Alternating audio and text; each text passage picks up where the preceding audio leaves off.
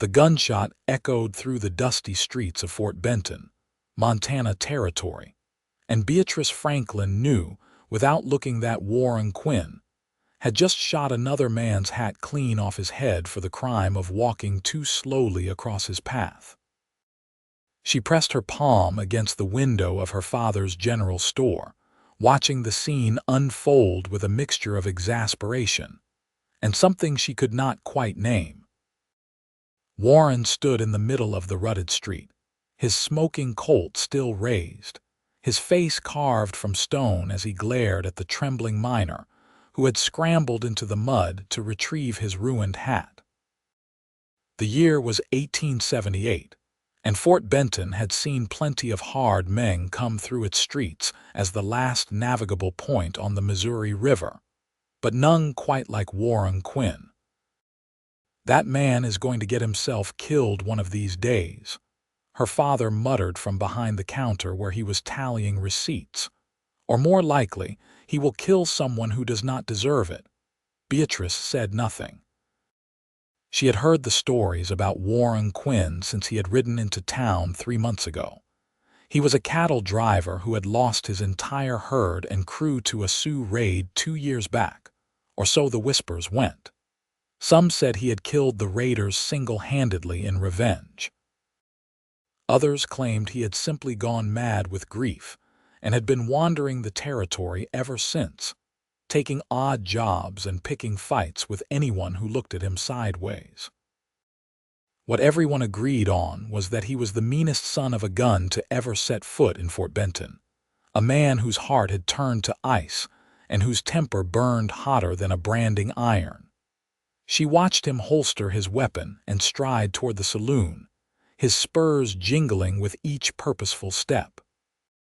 Men scattered from his path like wheat before a scythe. Even from across the street, she could see the set of his jaw, the way his dark eyes swept the boardwalk as if daring anyone to challenge him.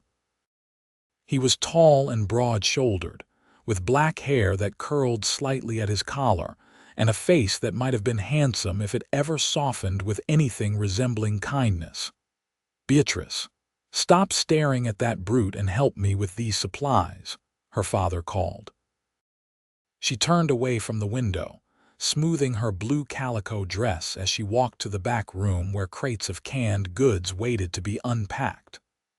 Her father, George Franklin, had run this store for 15 years, ever since her mother had died of cholera when Beatrice was only 8 years old. Now 22, she knew every inch of this place, every customer's preference, every supplier's schedule. It was a good life, if a bit predictable, and she told herself she was content. The bell above the door chimed, and she heard her father greet Mrs. Henderson, the Reverend's wife. Beatrice continued stacking cans of peaches on the shelf, listening to the familiar rhythm of her father's sales pitch. She had just bent to retrieve another crate when she heard a second set of footsteps enter the store, heavy boots against the wooden floor, and then her father's voice changed, becoming tight and nervous. "Mr. Quinn, what can I do for you?" Beatrice straightened slowly, her heart suddenly beating faster. She moved to the doorway between the back room and the main store, staying just out of sight but able to observe. Warren Quinn stood at the counter, his tall frame seeming to fill the entire space. Mrs. Henderson had pressed herself against the far wall, clutching her shopping basket like a shield. "I need ammunition," Warren said, his voice a low rasp that sounded like it had been dragged across gravel. ".45 caliber, 2 boxes, of course, right away." Her father's hands shook slightly as he reached for the shelf behind him. "And make it quick. I do not have all day to stand around your dusty shop." Beatrice felt a flash of anger at his rudeness. Her father was a good man, a kind man who had never turned away a customer in need, who extended credit to families struggling through hard winters, and who donated generously to the church. He did not deserve to be spoken to like a servant by this bitter cowboy. Before she could think better of it, she stepped into the main room. "Perhaps if you asked politely, my father would be more inclined to hurry." The words hung in the air like gun smoke. Mrs. Henderson gasped. Her father froze, the ammunition boxes halfway to the counter. And Warren Quinn turned his head slowly to look at her, his dark eyes narrowing. "What did you say?" His voice was quiet, dangerous. Beatrice lifted her chin, meeting his gaze even as her pulse hammered in her throat. Up close, she could see the details she had missed from across the street. The scar that cut through his left eyebrow, the shadow of stubble along his jaw, the way a muscle ticked in his cheek. "I said you should ask politely. Common courtesy costs nothing." "Beatrice, please," her father whispered, but she ignored him. Warren took a step toward her, his boots loud in the sudden silence. He was at least a foot taller than her, and she had to tilt her head back to maintain eye contact. She expected him to yell, to threaten, to do any of the dozen cruel things she had seen him do to others who dared cross him. Instead, he simply stared at her, his expression unreadable. "You have a sharp tongue, Miss Franklin. And you have terrible manners, Mr. Quinn." For a moment, she thought she saw something flicker in his eyes, something that might have been surprise or even amusement, but it vanished so quickly she could not be sure. He turned back to the counter, pulling coins from his pocket and dropping them with a clatter. "Please," he said, the word clearly unfamiliar in his mouth. "2 boxes of ammunition, when you have a moment."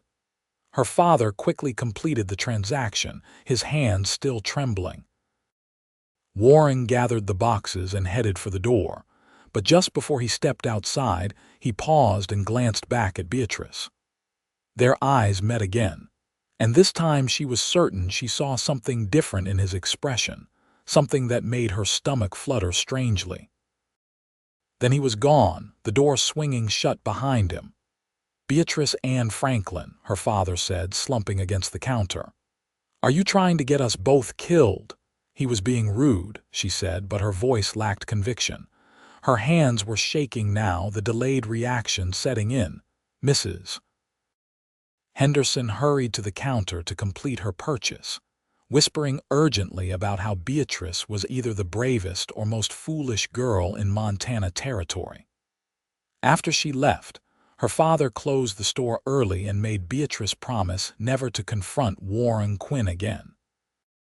She agreed, assuming that would be the end of it. She was wrong. The next morning she found a small bouquet of wildflowers on the store's doorstep, tied with a strip of leather. There was no note, but somehow she knew who had left them. Her father frowned at them, suspicious, but Beatrice carried them inside and placed them in a jar of water by the window. That afternoon, Warren came to the store again.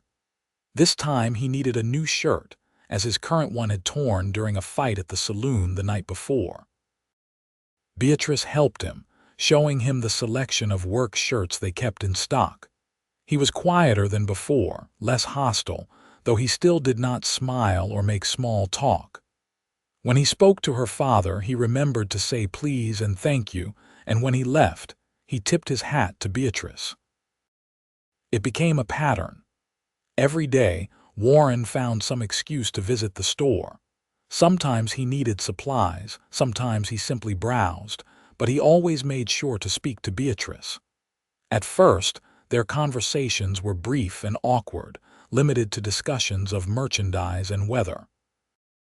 But gradually, slowly, like ice melting in spring, something began to shift. One afternoon, about 2 weeks after their first encounter, Beatrice was sweeping the boardwalk outside the store when Warren rode up on his horse, a large bay gelding with a white blaze. Instead of dismounting and going inside, he simply sat there, looking down at her. "Miss Franklin," he said, "Mr. Quinn. I wanted to apologize." She stopped sweeping, surprised. "For what?" "For being rude that first day, and for every day before that." He removed his hat, holding it against his chest. I have been acting like an animal for longer than I care to admit. You were right to call me on it." Beatrice leaned on her broom, studying him. His face was still hard, but there was something in his eyes now, a vulnerability that had not been there before.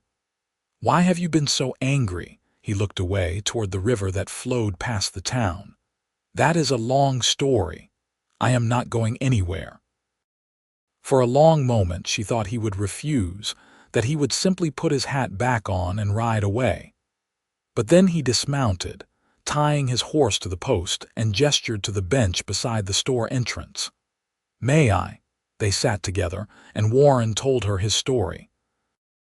He spoke in a low, halting voice, as if the words were being dragged from somewhere deep inside him. He had been a trail boss, he said, leading cattle drives from Texas to Montana. It was hard work but honest, and he had been good at it. 2 years ago, he had been engaged to a woman named Sarah, a rancher's daughter in Wyoming. They were going to be married as soon as he returned from his drive, but he never made it back. His herd was attacked by raiders, and in the chaos that followed, most of his crew was killed. He survived, but by the time he made it back to Wyoming, Sarah had died too, from scarlet fever that swept through her town while he was gone. He had lost everything in the span of a few weeks: his livelihood, his crew, his future wife. "I stopped caring about anything after that," he said, staring at his hands. "Figured if the world was going to be cruel, I might as well be cruel right back." Beatrice felt tears prick her eyes. "I am so sorry, Warren." It was the first time she had used his given name, and he noticed. He looked at her, really looked at her, and she saw the depth of pain in his eyes, pain that mirrored her own. She told him about her mother, about watching her die slowly and being unable to help, about the years of loneliness that followed. "We cannot bring them back," she said softly. "But we can choose not to let their deaths poison the rest of our lives. They would not want that for us." Warren was quiet for a long time. Then he nodded once, a sharp jerk of his head. "You are right, but I do not know how to be any different." "Start small," Beatrice suggested. "Tomorrow when you wake up, try to do one kind thing, just one, and then the day after do it again. What if I fail? Then you try again the next day." He looked at her with something like wonder. "You make it sound so simple." "It is not simple," she admitted, "but it is possible." He left soon after, but not before thanking her for listening. That night, Beatrice lay in bed above the store, staring at the ceiling and thinking about the broken man she had spoken to. She knew she should be frightened of him, should keep her distance like everyone else in town. But instead, she found herself wanting to know more, to understand the man beneath the anger. The next day, she heard that Warren had helped old Mr. Peterson repair his wagon wheel when it broke in the middle of Main Street. The day after that, he paid for a struggling family's groceries at the store, insisting it was anonymous, but everyone knew it was him. Small kindnesses, just as Beatrice had suggested, and she felt a warm glow in her chest each time she heard about them. Warren continued to visit the store daily, and their conversations grew longer and deeper. He told her about his childhood in Texas, about learning to ride before he could properly walk, about the wide open spaces that he had always loved. She told him about her dreams of one day traveling to see the ocean, about her love of reading the few books that made their way to Fort Benton, about how she sometimes felt trapped by the sameness of her days. "Why do you not leave?" Warren asked one evening as they stood together on the boardwalk, watching the sun set over the Missouri River. Her father had gone to a town council meeting, leaving Beatrice to close up the store. "I cannot leave my father alone," she said. "He has no one else. He could hire help." "It is not the same." She wrapped her arms around herself, though the evening was warm. "This is my responsibility." Warren was quiet, and when she glanced at him, she saw something complicated in his expression. "You are a good daughter," he said finally. "Better than I was a son." "What do you mean?" "I left home when I was 16. My parents wanted me to stay and work the family farm, but I wanted adventure. I wanted to see the world beyond that little plot of dirt." He shook his head. "I never went back. My mother died while I was on a cattle drive, and I did not even know until months later. I missed her funeral, missed my chance to say goodbye." Without thinking, Beatrice reached out and took his hand. His skin was rough and calloused, warm against her palm. "You could not have known." "Maybe. But I should have visited more, should have written more often. I was so busy chasing what I wanted that I forgot about the people who loved me." He looked down at their joined hands, and his fingers tightened around hers. "Do not make my mistake, Beatrice. Do not sacrifice your own life out of guilt." "It is not guilt," she insisted. "I love my father. I want to be here." "All right," he said, but she could tell he did not quite believe her. They stood there in comfortable silence, hands still clasped, until her father returned. Warren left quickly, tipping his hat politely to George Franklin, who watched him go with a puzzled expression. "Is that Mang courting you?" her father asked. Beatrice felt her cheeks warm. "We are just friends." "Friends," her father repeated, skeptical. "Beatrice, I know you have a kind heart, but Warren Quinn is not the sort of man you should be associating with. He has changed, father. He is trying to be better." "A leopard does not change its spots, daughter. He is still dangerous." But Beatrice did not think Warren was dangerous, at least not to her. When he looked at her, it was with a gentleness she suspected few people ever saw. When he spoke to her, his harsh voice softened, the sharp edges smoothing away. She made him smile sometimes, small and brief though those smiles were, and each one felt like a precious gift. Summer deepened into August, and the heat lay over Fort Benton like a heavy blanket. The Missouri River ran lower than usual, and tempers in town grew short. There was trouble at the saloon nearly every night, fights breaking out over cards or perceived slights. Warren stayed away from most of it, which surprised everyone who knew his reputation. Instead, he spent his evenings at the store, helping Beatrice and her father with various tasks. Repairing the front steps, fixing a leaky window, moving heavy crates. George Franklin's opinion of Warren began to shift. He still did not fully trust the man, but he could not deny that Warren was making an effort. And more than that, he could see how Beatrice lit up whenever Warren entered the room, how she laughed more freely than she had in years, how she seemed to bloom under Warren's quiet attention. One evening, after Warren had left for the night, George sat his daughter down for a serious conversation. "He cares for you," George said without preamble. "And unless I am very much mistaken, you care for him too." Beatrice did not try to deny it. "Yes. You know what you are getting into." "He has a violent past, Beatrice. That does not just disappear." "I know," she said. "But people can change, father. You have seen it yourself these past weeks. He is not the same man who rode into town in May." George sighed, rubbing his weathered face. "I am not saying you are wrong. But I am your father, and I worry. What if his darkness returns? What if he hurts you?" "He would never hurt me." "How can you be so certain?" Beatrice thought about it, trying to put into words the feeling that had been growing in her heart. "Because I see who he truly is beneath all that anger.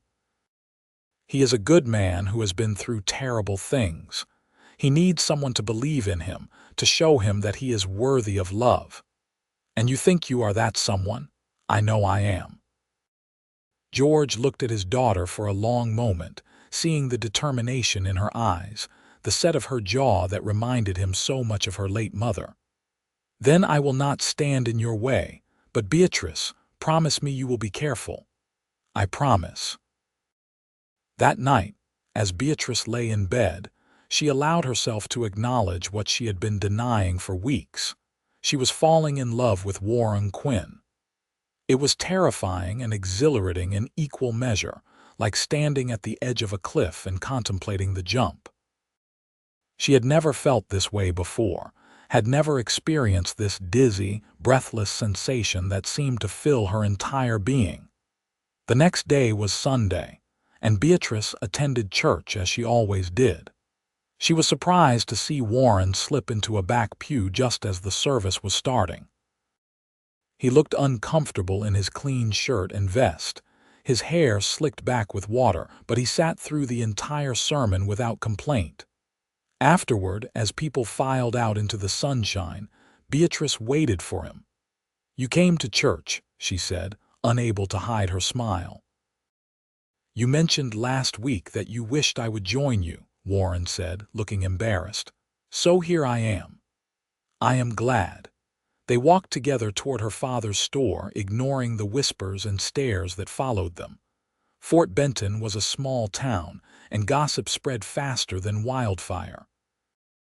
By now, everyone knew that the meanest man in Montana Territory was being tamed by George Franklin's daughter, and opinions were divided on whether it was admirable or insane. "What are people saying?" Warren asked as they reached the store. "Does it matter? It might matter to you." Beatrice stopped, turning to face him. "Warren, I do not care what anyone else thinks. I know who you are." He reached out slowly, giving her time to pull away, and brushed a strand of hair from her face. His touch was gentle, reverent, and Beatrice's breath caught in her throat. "Who am I?" he asked quietly. "You are a man who made mistakes but is trying to make amends. You are someone who has been hurt but is learning to trust again. You are kind and brave and honorable, even if you do not see it yourself." She covered his hand with hers, holding it against her cheek. "And you are someone I would very much like to spend more time with." Warren's eyes searched hers, and whatever he saw there seemed to settle something inside him. "Beatrice Franklin, may I court you properly?" Her heart soared. "Yes, yes, you may." From that day forward, Warren courted Beatrice with old-fashioned determination. He brought her flowers picked from the prairie, took her on chaperoned walks along the river, and sat with her family for Sunday dinners that grew less awkward with each passing week. George Franklin watched his daughter's romance with a mixture of concern and approval, unable to deny that Warren treated Beatrice like she was made of spun gold. The town watched too, fascinated by the transformation of Warren Quinn. The man who had terrorized Fort Benton for months was now seen helping with barn raisings, volunteering to patrol the streets at night to keep the peace, and even attending town meetings to offer his perspective on various issues. People started to greet him on the street instead of avoiding him, and while some remained suspicious, most began to accept that perhaps Warren Quinn was not beyond redemption after all. But not everyone was pleased by the change. Jake Morrison had been causing trouble in Fort Benton long before Warren arrived, running a gang of outlaws who preyed on travelers and smaller settlements throughout Montana Territory. He had always been careful to avoid direct confrontation with the town itself, knowing that Fort Benton had enough armed citizens to pose a real threat. But when Warren started courting Beatrice, something shifted in the delicate balance of power. Morrison had been interested in Beatrice himself, though she had never given him the slightest encouragement. He was a handsome man in a cruel sort of way, with blonde hair and blue eyes that turned cold when he did not get what he wanted. He had assumed that eventually Beatrice would have no choice but to accept his advances, as there were few eligible men in Fort Benton who could provide for a wife. Warren's arrival and subsequent courtship had ruined those plans, and Morrison was not the type of man to accept defeat gracefully. On a sweltering afternoon in late August, Morrison rode into town with 3 of his men. They stopped at the saloon first, drinking heavily and making loud comments about Warren being soft, about how any woman who would want a man like that must be desperate or stupid. Word spread quickly, as it always did, and by the time Morrison and his gang emerged back onto the street, half the town had gathered to watch what would happen next. Warren was at the general store, helping Beatrice inventory their stock of dry goods. Her father was at the bank making a deposit, leaving them alone in the building.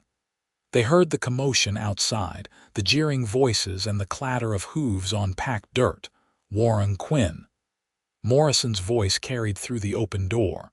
"Get out here, you yellow-bellied coward." Beatrice felt Warren stiffen beside her. She touched his arm, alarmed by the sudden tension in his body. "Do not go out there." "I have to," Warren said, his voice flat in a way she had not heard since those early days. "If I do not face him now, this will never end." "Then let me get the sheriff first. There is no time." He looked down at her, and his expression softened slightly. "Stay inside. No matter what happens, stay inside." Before she could protest, he was moving toward the door, his hand automatically checking his gun belt. Beatrice's heart hammered as she followed him, stopping in the doorway as he stepped out onto the boardwalk. Morrison sat astride his horse in the middle of the street, flanked by his men. All four wore guns, and all four looked eager to use them. The watching crowd had fallen silent, sensing that something terrible was about to happen. "I heard you have been acting like a saint," Morrison called out, his voice dripping with mockery. "Helping old ladies and going to church makes me sick. What do you want, Morrison?" Warren asked, his tone calm despite the danger. "I want you to leave town and leave Miss Franklin for a real man." Warren descended the steps slowly, deliberately. "That is not going to happen." "No," Morrison grinned, but it was a savage expression. "Maybe I will just take her for myself. I bet I could show her a better time than a broken-down cattle driver."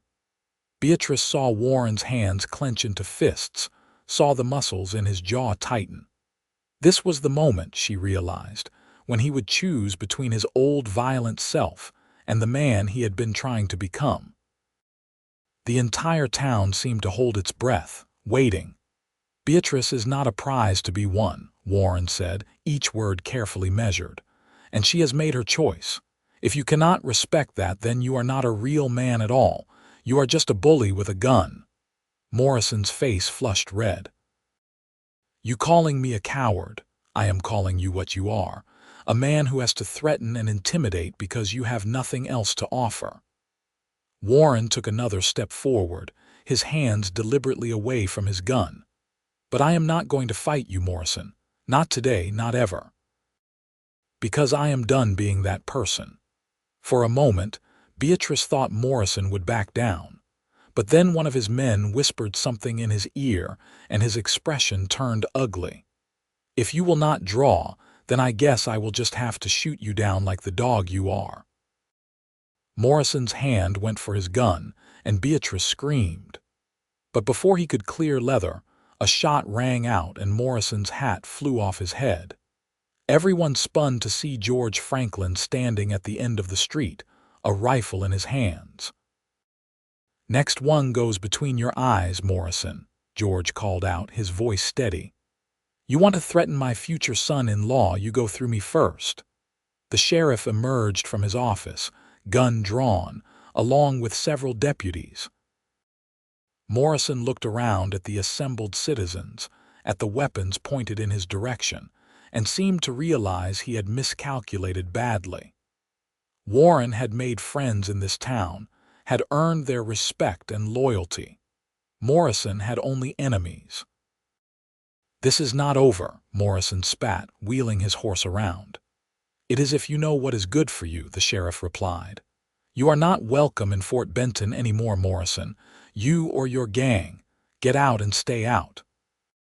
Morrison and his men rode away at a gallop, and the tension in the air slowly dissipated. People gathered around Warren, slapping him on the back and congratulating him for not taking the bait. George approached, lowering his rifle. "I meant what I said," George told Warren. "About you being my future son-in-law," Warren looked stunned. "Sir, you could have killed that man. Lord knows you had cause, but you chose a different path." George smiled, genuine warmth in his expression. "That is the kind of man I want for my daughter. So if you were thinking about asking her to marry you, you have my blessing." Beatrice rushed forward, throwing her arms around her father. "Thank you," she whispered. Warren stood there, looking between father and daughter, and for the first time since they had met, Beatrice saw his eyes glisten with unshed tears. He cleared his throat roughly, nodding at George. "I will do right by her, I swear it." "I know you will, son." That evening, after the store had closed and the excitement of the day had faded, Warren asked Beatrice to walk with him down to the river. The sun was setting, painting the sky in shades of orange and pink, and a cool breeze blew in from the water. They stood together on the bank, listening to the gentle rush of the current. "I should have handled that differently," Warren said finally. "I almost lost my temper, almost became that man again." "But you did not," Beatrice pointed out. "That is what matters." "Only because I kept thinking about what you would want me to do." He turned to face her, taking both her hands in his. "You changed me, Beatrice. Before I met you, I was so lost in my anger and grief that I could not see any other way to be. But you showed me that there is another path, that I do not have to let my past define my future." "You changed yourself," Beatrice corrected gently. "I just believed in you, maybe, but I would not have tried without you." He released one of her hands, reaching into his vest pocket. "I know this is not much and you deserve something better, but I wanted you to have it." He held out a ring, simple and silver, with a small turquoise stone set in the center. It was beautiful in its simplicity, the kind of ring a cowboy could afford. "It was my grandmother's," Warren said when Beatrice could not find words. "The only thing of value I have left from my old life. I want you to wear it if you will have me. Beatrice Franklin, will you marry me?" Tears spilled down her cheeks as she nodded, unable to speak past the lump in her throat. Warren slipped the ring onto her finger and it fit perfectly, as if it had been made for her. Then he cupped her face in his hands and kissed her, soft and sweet and full of promise. It was her first kiss, and it was everything she had dreamed it would be. When they finally pulled apart, both breathless and smiling, Warren rested his forehead against hers. "I love you," he whispered. "I did not think I could feel this way again, but you made me believe in love." "I love you too," Beatrice replied. "I have loved you for weeks now, maybe since that first day when you came back and apologized." They stood there as the stars began to emerge in the darkening sky, holding each other and planning their future. They would marry in the fall, they decided, when the weather cooled and the harvest was done. Warren would find honest work, perhaps as a ranch foreman or a scout for the army. Beatrice would continue helping her father at the store until they could afford a place of their own. It would not be an easy life, but it would be theirs, built on love and respect, and the belief that people could change. The weeks leading up to the wedding passed in a blur of preparation. Beatrice sewed her own dress, simple white cotton with lace at the collar and cuffs. Warren bought a new suit, black wool that made him look handsome and distinguished.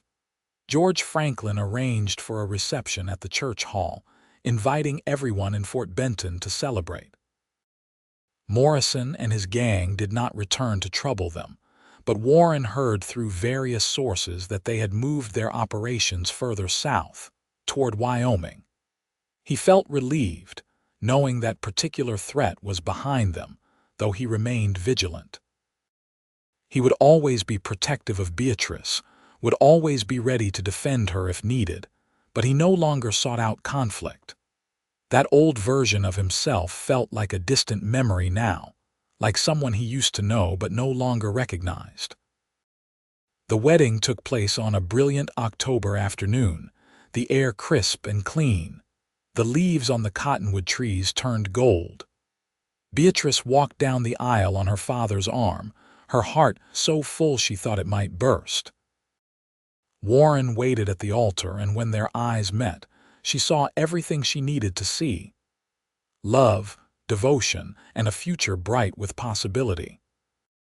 Reverend Henderson performed the ceremony, speaking about the redemptive power of love, about how even the hardest heart could be softened with patience and faith. Beatrice and Warren exchanged vows, promising to love and honor each other through whatever trials life might bring. When the Reverend pronounced them husband and wife, Warren kissed his bride with a tenderness that made more than one woman in the congregation dab at her eyes. The reception was a joyous affair, with music and dancing and more food than anyone could eat. People came from miles around, drawn by curiosity about the notorious Warren Quinn and his bride. They found a couple deeply in love, Warren's transformation complete, his harsh edges smoothed away by Beatrice's gentle influence. He smiled freely now, laughed at jokes, and even danced with his new wife, spinning her around the floor while the fiddles played. As the sun began to set and the party wound down, George Franklin took Warren aside for a private word. "Take care of her," George said simply. "With my life," Warren promised. "I know you will. And Warren, I am proud to call you my son." The two men shook hands and then, on impulse, embraced. Warren found himself fighting tears again, overwhelmed by the acceptance and love he had found in this town with this family. He and Beatrice left the reception amid a shower of rice and well wishes, heading to the small house they had rented on the edge of town. It was just 2 rooms and a kitchen, but Beatrice had made it cozy with curtains she had sewn and furniture they had bought secondhand. It was their home, their sanctuary, and as Warren carried his bride over the threshold, he felt a peace he had not known in years. That night, lying in bed with Beatrice in his arms, Warren marveled at the path his life had taken. A year ago, he had been a bitter, violent man with nothing to live for. Now he had a wife, a family, a place to belong. All because one woman had been brave enough to see past his anger to the hurt beneath. "What are you thinking about?" Beatrice murmured, tracing lazy patterns on his chest. "About how lucky I am," Warren replied. "About how close I came to throwing my life away before I met you." "You found your way back," she said. "That is all that matters." "I found you," he corrected. "You are all that matters." They fell asleep like that, wrapped in each other's warmth, and when morning came, they woke to begin their life together. Warren took a job as the foreman at the Dixon Ranch, one of the largest cattle operations in the territory. It was hard work but honest, and he was good at it. His years as a trail boss served him well, and within months, he had the ranch running more efficiently than it ever had. Silas Dixon, the owner, was so impressed that he gave Warren a significant raise and a percentage of the profits. Beatrice continued working at her father's store, though she cut back her hours as winter approached. She had a secret she was not yet ready to share, a suspicion that was confirmed by the doctor in late November. She was pregnant, expecting their first child in the summer. She told Warren on Christmas Eve as they sat before their small hearth, watching the fire crackle. His reaction was everything she could have hoped for, shock giving way to joy, then to fierce protectiveness. "A baby," he said wonderingly, placing his hand on her still flat stomach. "Our baby." "Are you happy?" Beatrice asked, though she could see the answer on his face. Happy does not begin to cover it. He kissed her deeply, then pulled back to look at her with concern. "But you have to be careful now. No more lifting heavy crates at the store, no more working long hours. You need to rest." Beatrice laughed at his intensity. "Women have been having babies for thousands of years, Warren. I am sure I can manage." But she secretly loved his protectiveness, the way he fussed over her and insisted on doing all the heavy work around their little house. George Franklin was delighted by the news, already planning to spoil his grandchild rotten. The whole town seemed to share in their happiness, offering congratulations and advice wherever Beatrice and Warren went. Winter gave way to spring, and Beatrice's belly grew round with new life. Warren took to talking to the baby every night, pressing his face to her stomach and telling stories about the ranch, about the horses and cattle, about the world waiting for their child. Beatrice would run her fingers through his hair and smile, marveling at how different he was from the man she had first met. That harsh, angry cowboy had been fully replaced by this gentle, loving husband. Their son was born on a hot July afternoon, after a labor that lasted nearly 12 hours. Warren paced outside the bedroom, driven nearly mad with worry, until the doctor finally called him in. Beatrice lay exhausted but triumphant in their bed, holding a tiny bundle wrapped in a blue blanket. Warren approached slowly, almost reverently, and when he looked down at his son's scrunched red face, he felt his heart expand in a way he had not thought possible. "He is perfect," Warren whispered. "He has your eyes," Beatrice said, smiling despite her exhaustion. "What should we name him?" They had discussed many names over the past months, but had not settled on anything definite. Now, looking at his son, Warren knew exactly what he wanted. "Thomas," he said, "after my father, and his middle name should be George after yours." "Thomas George Quinn," Beatrice tested the name. "I like it. Hello, Thomas. Welcome to the world." The baby yawned, his tiny fists waving in the air, and Warren carefully took him from Beatrice's arms. Holding his son for the first time, feeling the warm weight of him, Warren understood with crystal clarity what it meant to have something worth living for. He would protect this child with everything he had. He would be the father that Thomas deserved, the kind of father Warren had not been able to be for Sarah's unborn child, the baby that had died with her. He felt tears slide down his cheeks, and he did not bother to wipe them away. "I promise you," he whispered to his son. "I promise I will always be here for you. I will teach you to be strong and honest and kind. I will show you how to treat people with respect. I will never let you doubt that you are loved." Beatrice watched her husband with their son, her heart nearly bursting with love. This was the moment when Warren's transformation became complete. The harsh, broken man who had ridden into Fort Benton over a year ago was truly gone, replaced by this devoted father and husband.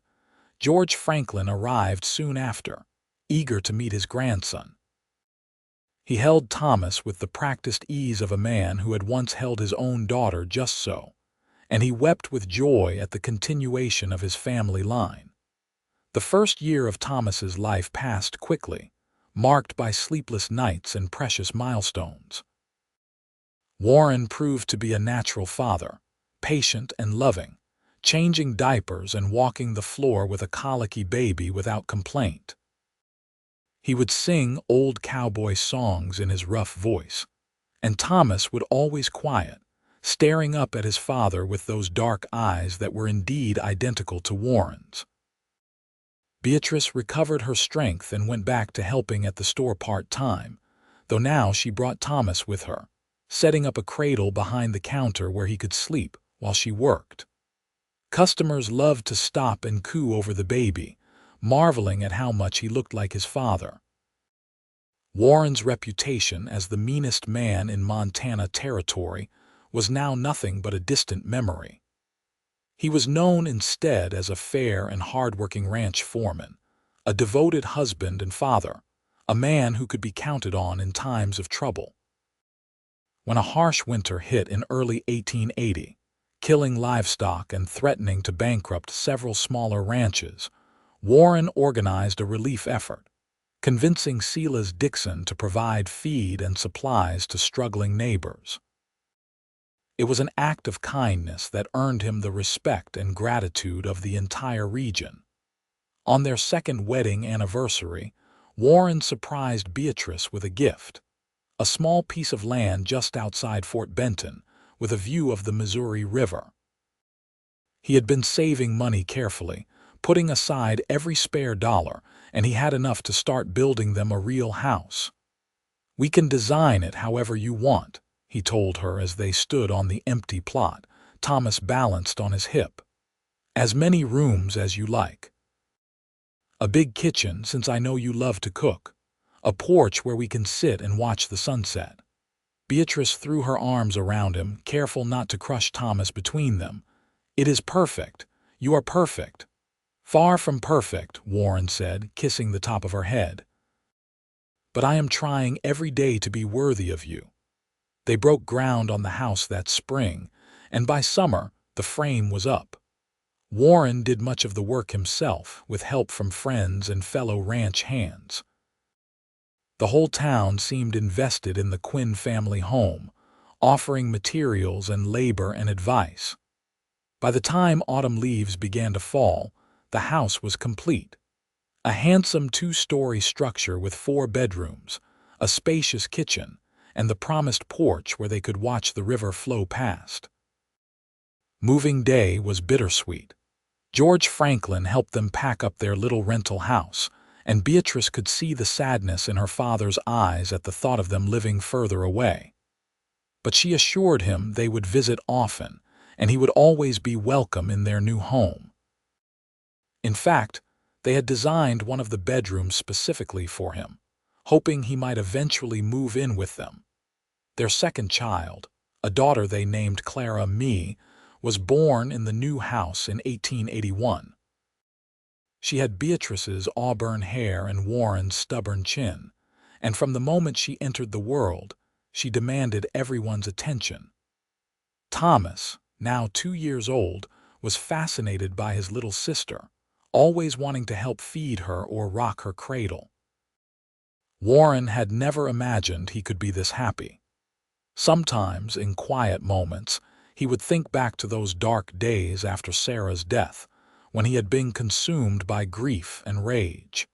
He had believed his life was over, that he would never feel anything but pain again. But Beatrice had proven him wrong. She had shown him that it was possible to heal, to love again, to build something beautiful from the ruins of tragedy. He told her as much one night as they lay in bed, the house quiet except for the occasional cry from Clara in the next room. "You saved me," he said simply. "I would have drunk myself to death or gotten killed in a gunfight if you had not called me out that day in the store."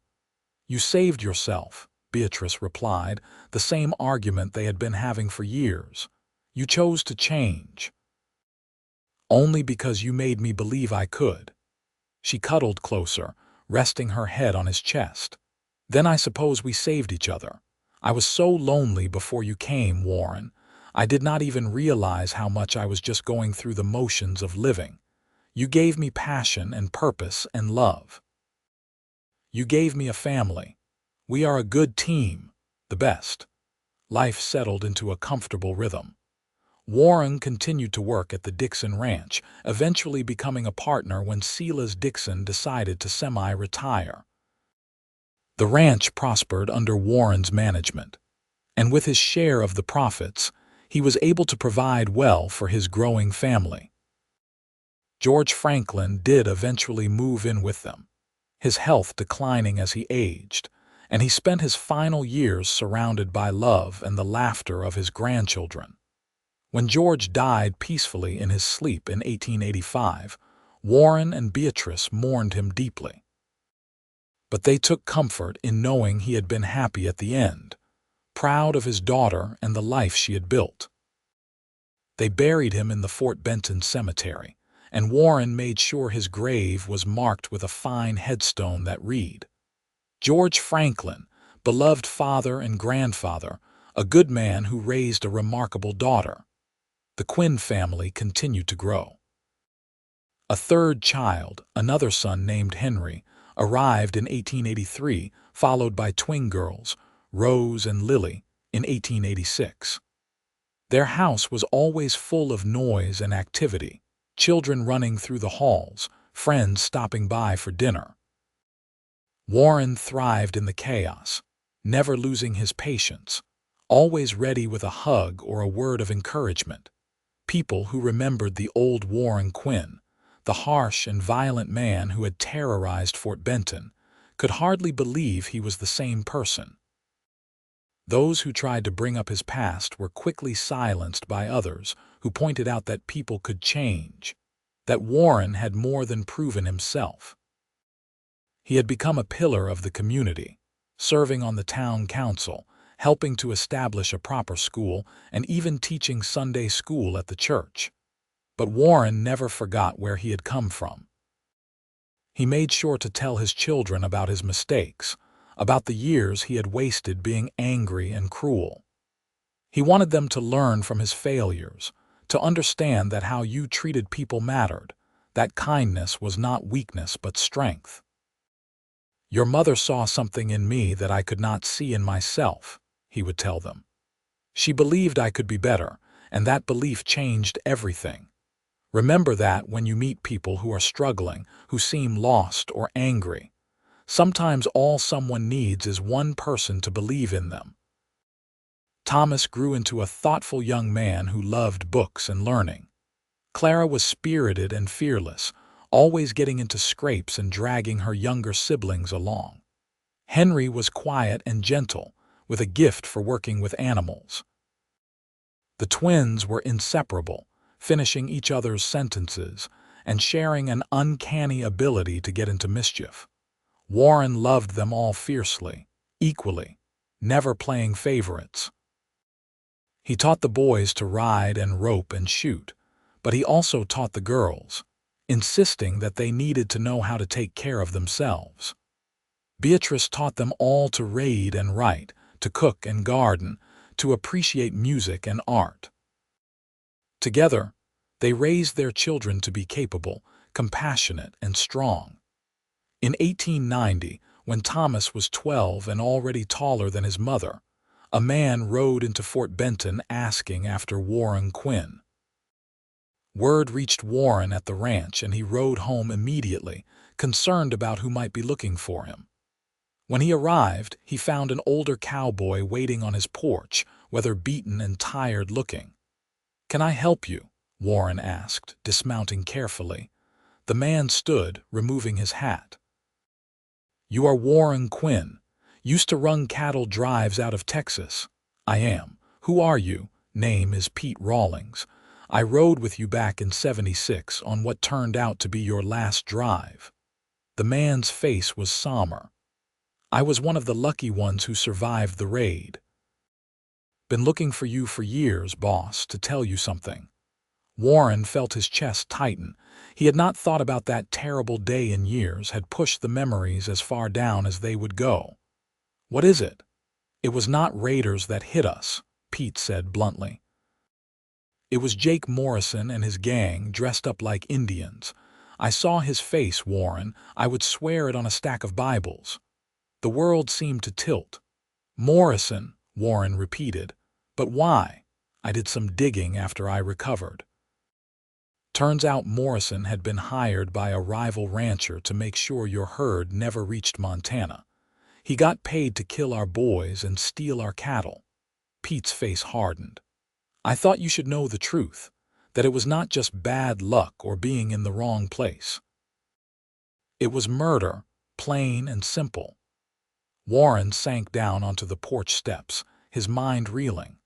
All these years he had blamed fate, had raged against random tragedy. But it had been deliberate, orchestrated by the same man who had later threatened Beatrice and tried to force Warren into a gunfight. "Where is Morrison now?" Warren asked, his voice hollow. "Heard he is operating down in New Mexico. Got himself a nice setup, living off blood money." Pete shifted uncomfortably. "I know you got a family now, Warren. I'm not saying you should go after him, but I figured you deserved to know." "You figured right. Thank you for telling me." After Pete left, Warren sat on the porch for a long time, wrestling with the demons he thought he had defeated. The old rage flickered inside him, the desire for revenge that had once driven every decision. He could go after Morrison, could make him pay for what he had done. He could finally have justice for his dead crew, for all the years of suffering that had followed.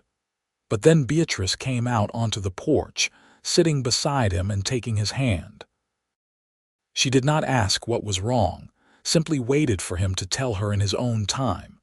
And looking at her at the house they had built, thinking about their children inside, Warren felt the rage drain away. "Morrison was behind the raid that killed my crew," he said quietly. "It was not random. It was murder." Beatrice's eyes widened. "Warren, I am so sorry. I wanted to go after him," Warren admitted. "For a moment there I wanted to ride out and make him pay for everything he took from me. But you did not." "No, because he did not take everything." Warren squeezed her hand. "He took my crew and my cattle and my plans with Sarah. But he did not take my future. I still found you. I still have our children. If I go after him now, I risk losing all of that, and nothing is worth that risk." "I am proud of you," Beatrice said softly. "That must have been incredibly hard." "It was.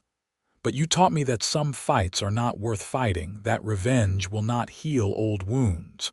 Only love can do that."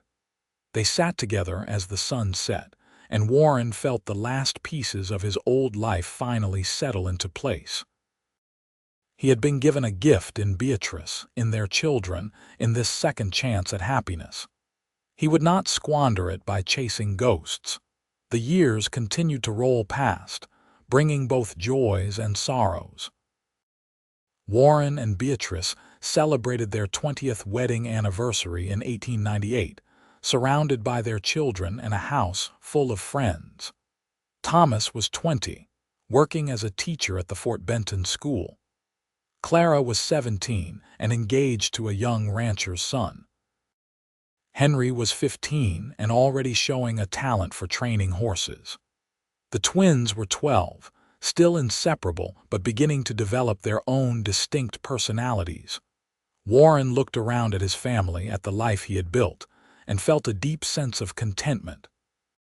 He was 52 now, his dark hair threaded with silver, his face lined from years of work in the sun. But he was healthy and strong, and more importantly, he was at peace. Beatrice had aged gracefully, laugh lines around her eyes and mouth testifying to a life well lived. She was 42, still beautiful in Warren's eyes, still the woman who had saved him from himself all those years ago. "What are you thinking about?" she asked, catching him staring at her across the crowded room. "About how far we have come," Warren replied. "About how grateful I am that you saw something worth saving in me." "I saw everything worth saving," Beatrice corrected. "And look what you became." Warren pulled her close, kissing her forehead. "I became someone worthy of you. That is all I ever wanted." Their children began leaving home one by one, building lives of their own.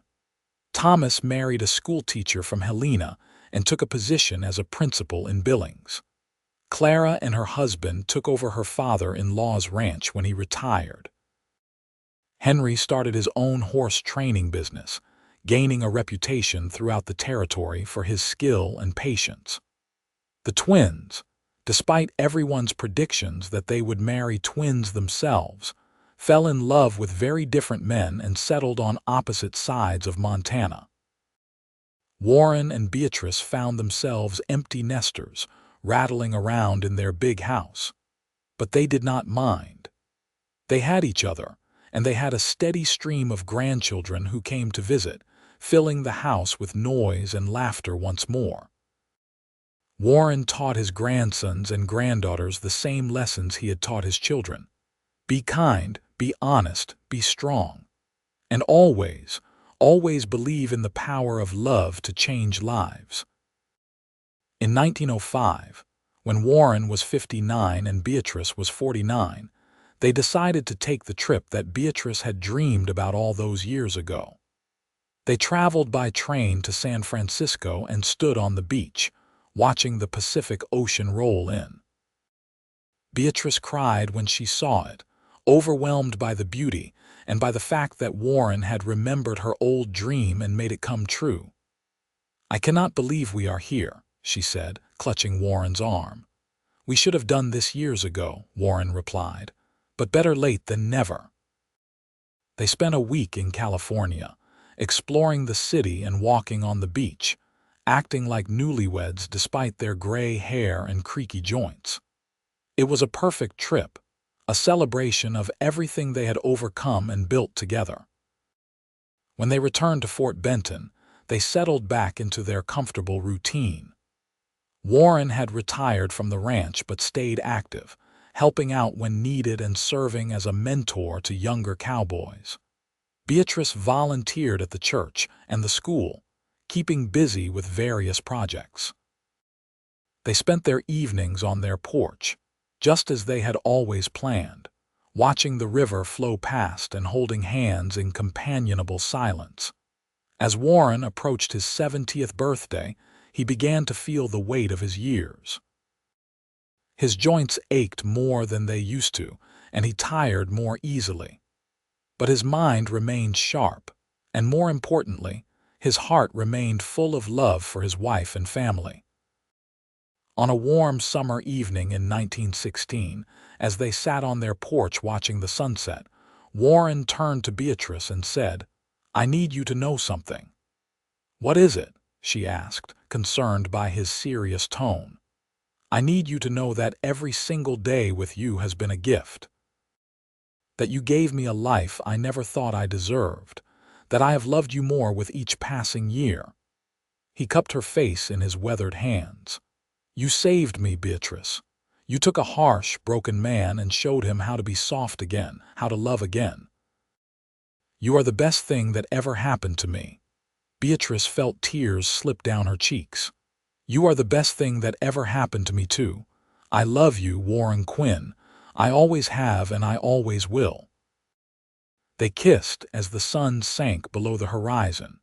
Two people who had found each other against all odds and built a love that had lasted through decades.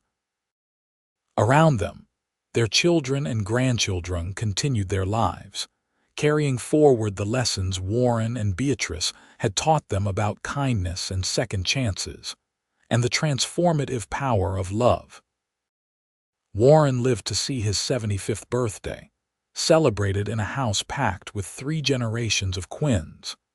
He held his newest great-grandchild, a baby boy with dark eyes that reminded him of Thomas at that age, and he felt the circle of life completing itself. He had started as a harsh, angry man who thought his story was over, and he was ending it surrounded by love, proof that redemption was always possible. When Warren passed away peacefully in his sleep 6 months later, the whole town of Fort Benton mourned. His funeral was the largest anyone could remember, with people traveling from across Montana to pay their respects.